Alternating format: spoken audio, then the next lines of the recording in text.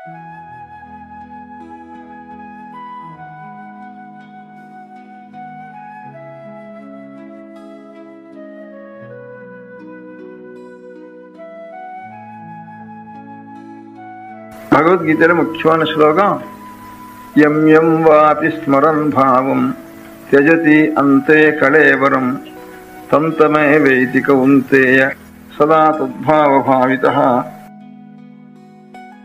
கடைசி க்ஷணத்துல உடல்ல விட்டு உயிர் கிளம்புற சமயத்துல எந்த எண்ணத்தோட இவன் இந்த சரீரத்தை விடுறானோ, அதுக்கப்புறம் இந்த உயிர் இன்னொரு உடல்ல உருவாகி வளர்றப்போ இந்த எண்ணத்துக்கு தகுந்தாப்புல ஒரு சரீரம் ஏற்பட்டு அதுல இருந்து அதை அனுசரிச்ச ஒரு ஜென்மம் அவனுக்கு கிடைக்கும். ஈஸ்வரனே சித்தத்துல இருந்துட்டு தானா இவன் சரீரம் போறப்போ, அப்போ அந்த ஈஸ்வர ஸ்வரூபத்துல போய் ஐக்கியமாயிடுவோம். பாக்கி ஏதான ஒரு துக்கத்தோட இருந்தானா அடுத்த ஜென்மம் ஒரு துக்கத்தை கொடுக்க முடியாத ஜென்மம் வரும். ஒரு கோபத்தோட இருந்தானா கோபத்தை கொடுக்க முடியாத ஜென்மம் வரும். சாந்தமா பரமேஸ்வரத்துல பரம பக்தி அப்படியே கண்ணு உருகின்று இருந்தானா அப்படி அப்புறம் ஜென்மமே இல்லை, ஈஸ்வர சுரூபம் இருக்கும் அப்படின்னு இது கீதையில ஒரு இது பண்ணிருக்க. அதுதான் ஒருத்தர் பரியாசமா சொல்றது. அப்ப இப்பவே பிடிச்சு சுவாமின்னு நினைப்பானே, அப்ப நினைச்சா வருவோம் இல்லையோ. நித்திய எண்ணத்துக்கு ஜபம் பண்ணணும், நித்திய எண்ணத்துக்கு தியானம் பண்ணணும். அப்ப அன்னைக்கு ஒரு நிமிஷம் பண்ணா போருவோம் இல்லையோ. ஜென்மம் முழுக்க பண்ணிட்டு இருந்தாலே அப்பா ஐயான்னுட்டு அப்ப அழகிறதுக்கு ஆரம்பிச்சிடும். இதெல்லாம் மறந்து போயிடுறது நமக்கு. உயிரோட இருக்கிறப்ப என்ன துக்கம் வந்தாலும் இதெல்லாம் என்ன, இதுக்காக நாம் துக்கப்பட்டு இருந்தோ அழுதுன்றோ இருந்து இதனால என்ன வர போறது, என்ன வரைப்படுறது, இதெல்லாம் மறந்து போயிட போறது. எத்தனையோ துக்கம் வருது, அப்புறம் நான் சிரிக்கலையா, அப்புறம் ஒரு கட்டகாரியம் பண்ணலையா, அப்புறம் என்னமோ உற்சாகம் கண்டபடி வேடிக்கை எல்லாம் பேசலையா, அப்போ ஒவ்வொரு அழறோம், அப்புறம் என்ன மறந்து போயிட போறது. அதனால இந்த துக்கத்தெல்லாம் எந்த துக்கம் வந்தாலும் நம்ம ரசிக்கிறது அது ஒன்றும். இப்ப போனவா எத்தனையோ பேர் நஷ்டமா போனது என்னவோ சாமா, இதெல்லாம் நினைச்சுட்டு இருந்து நமக்கு என்ன ஆக போறது.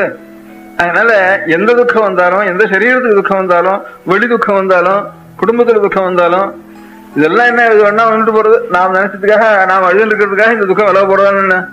அதனால நாம் எந்த காலத்திலயும் நம்ம க்ஷேமத்தை அடைவிக்கிறதுக்கு ஒரு காரியம் ஒரு நல்லெண்ணம் வேணும். நல்ல எண்ணம்னா நல்லதுன்னா ஈஸ்வரன் தான் நல்லது, வேற ஒன்றும் நல்லதுன்னு உலகத்துல கிடையாது. அதனால ஈஸ்வரனுடைய எண்ணம் வேணும். அந்த மாதிரி ஒரு ஈஸ்வரனுடைய எண்ணம் தான் எந்த துக்கம் வந்தாலும் அது மறவாம நமக்கு இருக்கணும். அதுக்காக சில பேர் எப்பவும் பகவான் நாமாவே சொல்லி சொல்லி சொல்லி சொல்லி பழக்கிடுற. அப்படி பார்த்தாலும் எந்த வார்த்தை சொன்னாலும் ராம ராம ராம ராம ராமான்னு ஒரு மத்திய பேசுறப்ப கூட அநேகம் பேர் இப்பவும் இருக்க. இப்போ எம்பாலயத்தில் இன்னும் கொஞ்சம் அதிகம் பேர் இருந்தா, இப்ப ரொம்ப குறைஞ்சு வச்சு காலங்களுடைய ஒரு போக்கே மாறி இருக்கிறதுனால இப்பவும் இன்னும் என்னுடைய பெரியவாளுடைய ஒரு அஸ்திவாரம் இப்பவும் ராம ராம ராம ராமன்னு சொல்லிட்டு இன்னும் சில பேர் இருக்கா பார்த்துட்டு இருக்கோம். அது வாயால சொல்றது ஒரு காரியம் தான், சொல்லாம இன்னும் மனசுக்கே உள்ள வந்துட்டு தானே அது இன்னும் விசேஷம். அந்த மாதிரி வாயால சொல்லாம எப்பவும் ஹதயத்துல என்ன பாக்கி என்னத்தையோ நினைச்ச என்ன பிரயோஜனம். ஏதோ காரியம் வருதோ காரியம் செய்யணும், பாக்கி இல்லாத சமயத்துல என்னன்னோ வீண் நினைப்பெல்லாம் என்னத்துக்கு. பகவானுடைய நினைவு எப்பவும் இன்டர்வல் முழுக்க பகவானுடைய நினைப்பு இருக்கலாமே. ஒரு காரியம் பண்ற போனா காரியத்தில் நினைப்பு இருக்கட்டும். அது வேற அதுக்கு இதுக்கு நடுவில் கொஞ்சம் என்ன இடைவெளி இருந்தாலும் அப்ப பகவானுடைய நினைப்பு இருக்குமே. பகவான் நினைப்பது வேற காரியம் என்னதுக்கு நமக்கு. அது தவிர வேற நினைச்சதுனால என்ன வந்துட்டு நமக்குப்பா, என்ன லாபம் வந்துட்டுது. மத்தியமத்தில் அதை செய்வேன். அப்படி இன்டர்வெல்ல மத்தியில் அபியாசம் பண்ணிக்கணும். இன்டர்வெல்ல பகவானுடைய இன்னைக்கு எத்தனை இருக்கணும் அப்படின்னு இந்த காரியம் வரும். ஒரு காரியம் செய்ய இன்னொரு காரியம் மத்தியில் போறப்போ அது ஒரு ரொம்ப பேசுவானே, இன்னொன்னு நினைப்பானே, என்னத்தையோ நினைச்சுட்டு உட்காந்துருப்பானே. ஏதோ பகவான் நாமத்தை அப்படி நினைச்சுட்டு இருப்போம். பகவான் நாமத்தை நினைப்போம், அல்லது சுரூபத்தையும் நினைப்போம் முடிஞ்சுதானா, இல்லைன்னா பேரையாவது நினைப்போம். நாமும் ரூபம் ரெண்டு ரூபத்தை நினைப்போம். இல்லைன்னா இல்ல ஒண்ணு ரூபத்தை நினைக்கிறது சட்டுன்னு மனசு சுவாசிக்கப்படலைன்னா வாக்காவது இருக்கு, அந்த நாமத்தையாவது சொல்லுவோம் அப்படின்ட்டு எப்பவும் இருக்கணும். அந்த மாதிரி பைத்தியம் பிடிச்ச காலத்துல கூட அப்படி இருக்கணும், சொப்பனத்துல கூட அப்படி இருக்கணும்.